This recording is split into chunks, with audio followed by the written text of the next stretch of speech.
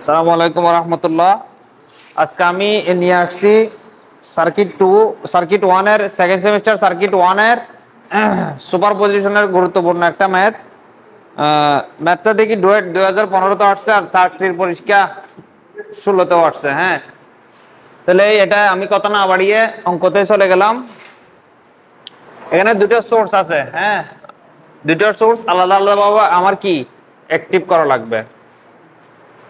তাহলে হয় 50 volt active. যখন আমি 50 ভোল্ট অ্যাক্টিভ করলাম, 10 ভোল্ট এটা কি হয়ে যাবে, শর্ট হয়ে যাবে। বাকিগুলা হুবহু রেখে দিছি আমি। এই যে 20 রেখে দিছি, 5 5 5 সবগুলা আগের মতোই রেখে দিছি। এই সার্কিটটা আমি কি মডিফাই করব। ঠিক আছে, এখানে পয়েন্টিং মেথড করা লাগবে। পয়েন্টিং মেথড ছাড়া অন্য কোনো ওয়েতে আমার এটা সলিউশন করা যাবে না। এই জন্য তাহলে আমি এই যে একটা জিনিস, এখান থেকে একটা শর্ট মানে কি, এখানে যদি এ পয়েন্ট হয় এটাও এ পয়েন্ট, আর মাঝখানে যদি একটা কি থাকে রেজিস্টর থাকে, এটা হলে এটা বি। ঠিক একইভাবে এখানে দেখো এই পয়েন্টটা যদি হয়, এদিক থেকে এখানে একটা রেজিস্টর আছে না, তাহলে এই পয়েন্টটা কি বি, তাহলে এ গেল বি আর বি। এই যে এই বি থেকে যদি এখানে আসি এতটুকু পর্যন্ত, এটা কি হবে, এখানেও বি, এটা বি হলে এটাও বি, কারণ কি মাঝখানে কোনো রেজিস্টর নাই। আচ্ছা, এটা এ আর এই পাশে এটা এতটুকু, এখানে একটা রেজিস্টর দেখা যাচ্ছে না, এটা কি হবে, এটা সি পয়েন্ট। বি পয়েন্ট যেহেতু দিয়ে দিছি, এটা কি হবে, কি সি পয়েন্ট। হ্যাঁ, আচ্ছা, এই অনুযায়ী তাহলে আমি এই যে প্রথম যে এটা টান দিলাম, এটা হচ্ছে কি এ পয়েন্ট, আর এটা বি পয়েন্ট, মাঝখানে এটা কি পয়েন্ট, সি পয়েন্ট। এই যে এ থেকে বিতে কত, 20 না, এই যে এ থেকে বিতে 20 আমি এঁকে ফেললাম, এটা শেষ। আচ্ছা, তারপরে আছে এ থেকে সিতে, এটাও এটা বি হলে এটাও বি, এটাও বি। হ্যাঁ, আচ্ছা আচ্ছা, এ থেকে সিতে, এই যে এ থেকে সিতে কত, 5, এই যে এ থেকে সিতে 5। আবার সি থেকে বিতে, এই যে সি থেকে বিতে কত, 40, সি থেকে বিতে কত, 5 এঁকে দিলাম। হ্যাঁ, তাহলে আগের মতোই এখানে আটটি বের করবো আমি, মোট 8টি লাগবে। 8টি 5 প্যারালাল 40 যোগ 5, এই পুরোটা এই জিনিসটা। হ্যাঁ, প্যারালাল 20 প্যারালাল দিলাম, আমরা মোট রেজিস্ট্যান্স পেলাম কত, 6.41 ওহম। এখন আমার বের করতে হবে কি, এই যে এটা এই আই। হ্যাঁ, মোট কারেন্ট বের করলাম, মোট কারেন্ট কত পেলাম, 7.79 এম্পিয়ার। আমার লাগবে কোনটা, আমার বের করতে বলছি কি, এই যে 40 ওহমের ভিতর দিয়ে প্রবাহিত কারেন্টটা। এই কারেন্টটা বের করতে হলে আমার কি আগে এই কারেন্টটা বের করা লাগবে। হ্যাঁ, তাহলে i5 যখন বের করব আমি, এই দেখো এই মোট কারেন্ট, এটা একটা কারেন্ট এদিকে আসছে আর একটা কারেন্ট এদিকে আসছে না। আচ্ছা, আমি এখন i5 বের করব, তাহলে কারেন্ট ডিভাইডার রুল, মোট কারেন্ট কত, এটা 7.79 ইনটু বিপরীত শাখা। এই যে এখানে দুইটা কারেন্ট, একটা এদিকে আসছে আর একটা এদিকে আসছে, এটার বিপরীত কোনটা, অবশ্যই এটা। বিপরীত কারেন্ট 20, আবার 20 লিখলাম, প্লাস অন্যান্য শাখা, এই পুরো শাখাটা আমি যেভাবে আছে ওইভাবে লিখে দিলাম। 5 আর 40 কিভাবে, প্যারালালে, যোগ 5 প্যারালাল লিখে দিলাম, পাইলাম কত, 5.29 এম্পিয়ার। এটা পাইছি কি i5 এর কারেন্ট আমি। ঠিক আছে, আমার লাগবে হচ্ছে i40, এই যে 40 ওহমের ভিতর দিয়ে প্রবাহিত কারেন্ট। আচ্ছা, এই সার্কিটটা এখন কি রকম হয়ে গেল, এই শুধু এটাকে আমি যদি আঁকি, এখানে যদি আঁকি,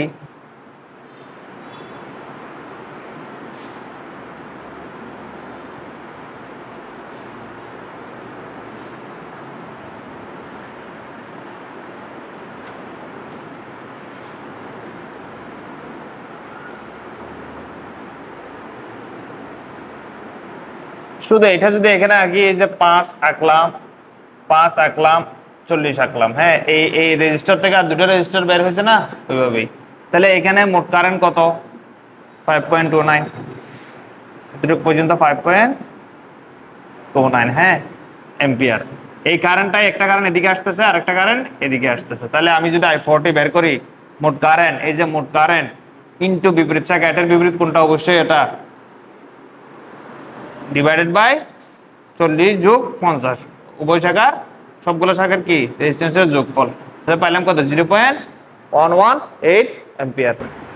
আচ্ছা এখন আমরা কয় ভোল্ট 10 ভোল্ট যখন অ্যাক্টিভ করব তখন কি হয় দেখবো। হ্যাঁ এই যে 10 ভোল্ট অ্যাক্টিভ করলাম, 10 ভোল্ট অ্যাক্টিভ বসাই দিলাম, 5 এই 5 এটা এটা এটা এটা সব আগে যা ছিল তাই আছে, এই সার্কিটে যা ছিল তাই আছে, জাস্ট আমি কি 50 ভোল্ট যেটা ছিল সেটা কি করে দিলাম শর্ট করে দিলাম। হ্যাঁ তাহলে ভোল্টেজ সোর্স হলে শর্ট, কারেন্ট সোর্স হলে ওপেন করতাম আর কি। হ্যাঁ যখন 10 ভোল্ট অ্যাক্টিভ করছি এই সার্কিট থেকে এই সার্কিটটা একটু মডিফাই করে নি। এখানে আমার ওই আগের সার্কিটের মতোই 50 ভোল্ট যখন অ্যাক্টিভ করছিলাম তখনকার মতোই এখানে কি পয়েন্টিং মেথড অ্যাপ্লাই করতে হবে। পয়েন্টিং মেথডটা দিলে আমরা সহজেই কি সার্কিটটা সলভ করতে পারবো। আচ্ছা আগের সার্কিটের মতোই জাস্ট আমি যে বলছিলাম মাঝখানে কিছু নাই মানে শর্ট, শর্ট মানে এই প্রান্ত যদি এ হয় এ প্রান্ত এ, এটা এ প্রান্ত হলে এটা কি হবে বি, কারণ এখানে একটা রেজিস্টর আছে। ঠিক একইভাবে দেখো এটা যদি এই পয়েন্ট ধরে আমি এদিকে আসি, এখানে একটা রেজিস্টর দেখা যাচ্ছে, এই পয়েন্টটা কি হবে বি। এটা বি হলে এটা এটা এটা শর্ট না, এখানেও বি। ঠিক আছে আচ্ছা এটা বি দিয়ে দিলাম। এই এদিক থেকে আসলে এখান থেকে আসলে এই পয়েন্ট যদি এ হয় এই পয়েন্ট কি হবে সি, কারণ বি তো দিয়ে দিছি আর সি আছে আর কি, আর কোনো পয়েন্ট এখানে বাকি নাই। তাহলে আমরা কয়টা পয়েন্ট পেলাম এ বি সি। এই যে এ এটা এ পয়েন্ট, এটা বি পয়েন্ট, এটা কি সি পয়েন্ট। আমি যে সার্কিট অনুসারে আসি এই যে 10 ভোল্ট আমি এখানে রেখে দিলাম, আর এ থেকে বি এই যে এ থেকে বি কিরকম এ থেকে বি এখানে আমি বসাই দিলাম।